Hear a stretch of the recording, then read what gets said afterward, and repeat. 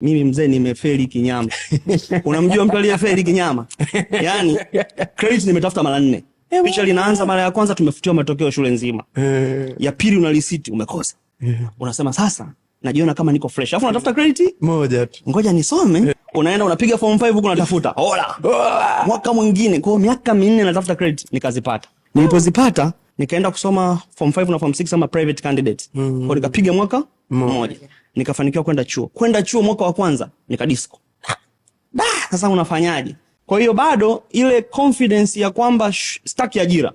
Elimu inanipeleka kwenye ajira. Sasa poa, so issue. Wacha nipotezee, mimi naingia mtaani huko naamini tu mtaani kuna kodi nikizijua navunja nazo napita nazo nimeondoka. Kufeli sana shule kulinijenga kuto kuogopa kukosea.